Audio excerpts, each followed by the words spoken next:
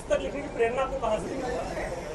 प्रेरणा तो बचपन से ही थी कि कुछ ना कुछ लिखूं, कुछ ना कुछ करूं, कुछ ऐसा करूं जो समाज के लिए भला हो, कुछ ऐसा करूं कि मेरी मेरी मुस्लिम कम्युनिटी की बेटियों के लिए भला हो, कुछ ऐसा करूं कि इस देश की सभी बेटियों के लिए भला हो जाए। तो आपने देखा होगा कि हमेशा मैं ह्यूमैनिटी पर बहुत बात करती हूँ, हमेशा मैं लव जिहाद को रोकने की बात करती हूँ, हमेशा मैं ट्रिपल तलाक को और पॉलीगेमी, निकाह मसला, तो ऐसी चीज़ों से और जिस तरीके से ह्यूमैनिटी कहीं ना कहीं दूर जाती जा रही है और एक वेस्टर्न कल्चर कहीं ना कहीं अडैप्ट कर रहे हैं भारत की युवा पीढ़ी, तो इसलिए मुझे लगा कि मुझे एक ऐसी पुस्तक लिखनी चाहिए जो सोशल सर्विस को दिखाए, जो ह्यूमैनिटी को दिखाए और दोबारा हमारी युवाओं को अपनी प्रथाओं से और अपनी सभ्यता से जोड़े।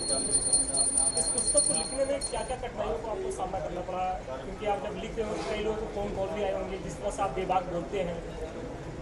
भी जब लिख रही थी तो किसी को तो पता नहीं था कि मैं कुछ लिख रही हूँ। इसके बाद भी मेरी एक बुक आने वाली है, मुस्लिम बेटी की पुकार।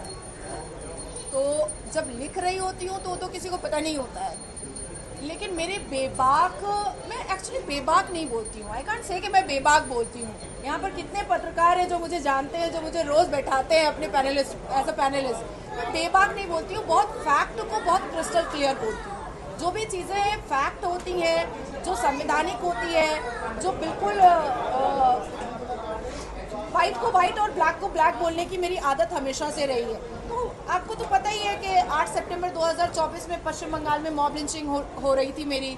उसके बाद फिर अभी मैं कुंभ गंगा स्नान करने जा रही थी और रमज़ान का महीना था, तो वहाँ पर भी अटैक हुआ।